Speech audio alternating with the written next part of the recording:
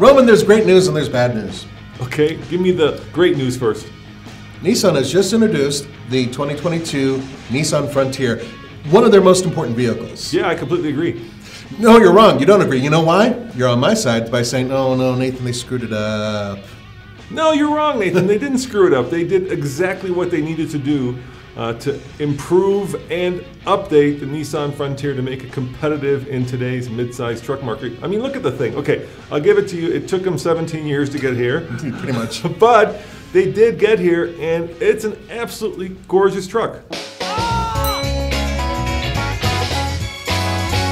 I won't disagree with the looks. I can't even fake that. I think it's fantastic looking. It looks like the Warrior concept. This is actually what the Titan should look like, okay? But here's the problem, Roman. Nissan is sort of going about the same route that Ford went with the Ranger by only giving you one transmission engine option. So in other words, you get a 9-speed transmission and the 3.8-liter V6. That's it. There are no other choices. There's no 4-cylinder choice. There's no manual choice. This makes this vehicle a little bit... I'm sorry? Bulletproof. No, not necessarily. I mean, we don't know that for sure. We don't know. This is a new engine. I mean, it's only been around for about a year, although it's a hell of an engine. 310 horsepower, which is impressive. 281 pound-feet of torque. That's really good. Those are good numbers. Don't get me wrong. However, if you look at Toyota, if you look at Jeep, who both have mid-sized trucks that offer more engine options and more transmission options, I think that Nissan kind of missed the boat with this. Look, Nissan needs a reliable, I would argue, a solid truck to compete in the mid-size category. And let's face it, you know, with their kind of place in that truck world, they haven't exactly been blowing them out the showroom doors, right? No, not at all. And so I think it would be asking too much for them to go from, like, I'm not going to say zero to hero, but basically to go from kind of, you know, being at the back of the pack to being all the way at the forefront of the pack and offering a lot of different engine choices.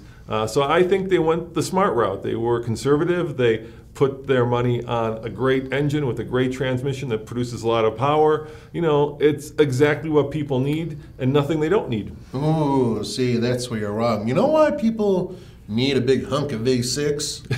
So they can use some towing. They get the big heavy towing going on. And you know what the problem is? This one I may not be able to disagree with. The payload and towing numbers are a little bit down on the competition. No, the payload let me numbers just shortcut that. The payload numbers are okay. 1,610 pounds, basically the same as the previous model. That's a maximum payload, by the way. That's not with this, you know, Pro 4X package you see behind me, which is, by the way, really cool looking. Towing, 6,720 pounds. That is well below the competition, almost entirely, other than maybe the Honda Ridgeline.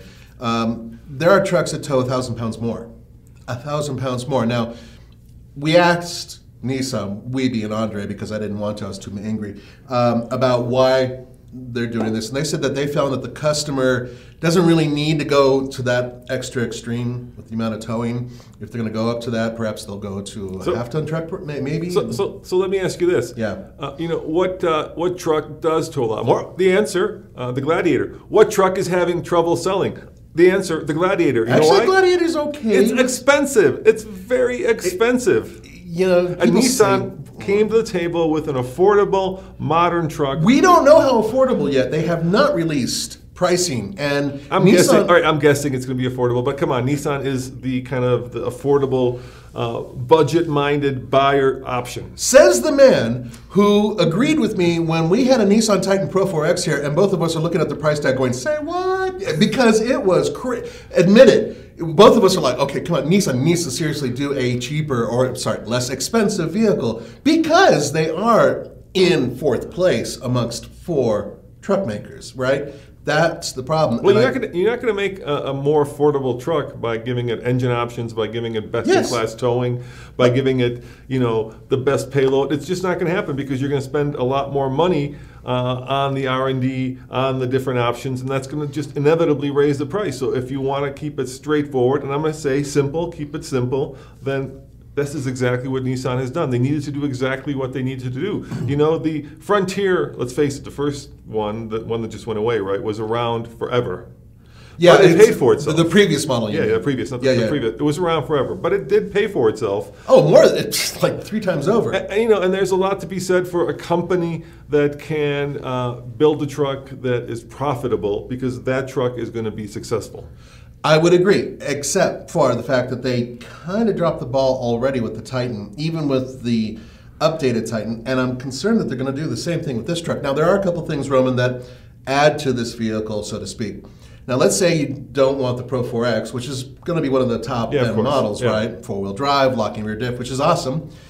You can get what they call the Pro X, which is a pre-runner. Yeah, they're doing a 2-wheel. Yeah. Is that cool? How cool is that? I think it's a great idea. It's not going to be 4-wheel drive, but it's going to look basically like this model behind me. Yeah, let's face it. You know, if you live in, let's say, Louisiana, right, you probably don't need 4-wheel drive. You do if you're in the swamp. On a wintry basis.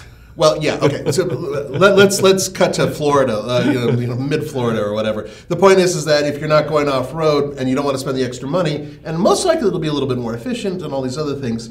Another thing that Nissan's kind of dropped the ball on. Now, look, the interior and exterior, I think, are dynamite. The interior, they really did a great job, which doesn't take a lot considering how old the old design was. I mean, it's older, almost as old as Tommy. It's a really old design in there. But there are a couple things that I think that they could have done that they sort of missed as well. What are they doing that's different than, say, Toyota? Yeah, they didn't exactly, bring anything new to the table. I'll give you safety stuff they have. Yeah, safety stuff. So the Japanese are incredible at this, right? They bring their complete, I think Nissan calls it Safety Shield 360, right, where you get autonomous braking, you get blind spot monitoring, you get all the stuff that keeps you and your family safe. A lot of it is standard, too. Stuff that we don't have, by the way, on our $77,000 TRX. I know. Which is crazy to me. If it was $97,000, we'd have it. But now every Frontier has it. But the one thing that I'm hoping, and we haven't driven this truck, but I'm hoping that they brought to it was what the original, the first Titan, not the latest, newest one, but the previous generation Titan, brought to the truck world, which is honesty, right? It was just an honest, good truck, right? It was a truck that represented what truck should be. Yeah. Right? Everything you need, nothing you don't. And I'm hoping that this Frontier embodies that goodness. Do you remember? Get away from all the fancy schmancy stuff that a lot of people may want, but they don't necessarily need. Let's go back to kind of an affordable work truck that people can afford and that people will live for with zero reliability issues for decades. You know what I would think of when I think of a work truck with zero reliability issues? I think of a 4-cylinder pickup truck that had a manual transmission. And we had one once. In fact, we all loved it. Do you remember the new Frontier? Yes. Yeah, the final Frontier we truck called in it. the country. Yeah. Yeah, it was the cheapest. It was the least expensive truck you could buy in the United States. And we loved it. We did. We took it everywhere. We took it to Moab. And I'm hoping that this embodies the DNA of that truck. See, it can't. They've already kind of blown their chance, which is really what my issue is, because they only have this big chunky V6 and they have this big, powerful, capable 9-speed automatic transmission, which is awesome, but they don't have the 4-cylinder, they don't have the manual, hence it's more expensive. It's going to be more complicated. Those are my issues. I think in the truck world, Nissan is unappreciated. I think they build really good, solid, reliable, affordable trucks, and everybody's looking at said affordable. Everybody's looking at the sizzle and no one's looking at the steak, right? Yeah. Everybody's looking at the Raptors and TRXs of the world, but no one's looking, or ZR2s if you're talking about mid-size trucks. Right. But no one's looking at the steak. And as a steak, I think that this Frontier is going to be exactly what the chef ordered. Well, let me give you a couple things that I think, bottom line, it needs to have, just in order to be competitive right out of the box. The Pro 4X, what we're looking at behind me, needs to undercut the equivalent Toyota Tacoma TRD Pro by, I'd say, 10%. If it doesn't, if they make it more expensive or as expensive, they're going to hurt themselves. And they did that already with the Titan. So I'm worried they're going to do it again by being greedy. The second thing they really desperately need to do is they need to have an entry-level price, once again, that comes in under everybody else, which they used to do. And they sold a lot of trucks by doing it. And the other thing that people get confused about, right? They think it's the same as a Navarro. It's not. No, it's a completely different. Yeah. Don't mistake this for a Navarro, which is sold in Mexico and other Latin American countries. You said Navarro or Navara? Navarro. Navarro is a guitarist for. Okay. So the thing is that don't confuse it with that truck, even though they may look similar. It's actually they look very different. And once again, I'm not trying to.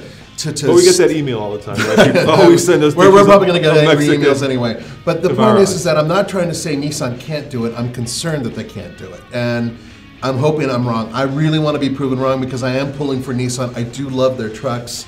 Potentially, this one could be an absolute gem. I just don't know if it will be. I disagree. I think this is just what the doctor ordered. Let us know in the comments below what you think. And the one thing I will agree with you on, Nathan, is I think it looks fabulous. Yeah, it looks the business. This, as I said before, this is what the Titan should have looked like.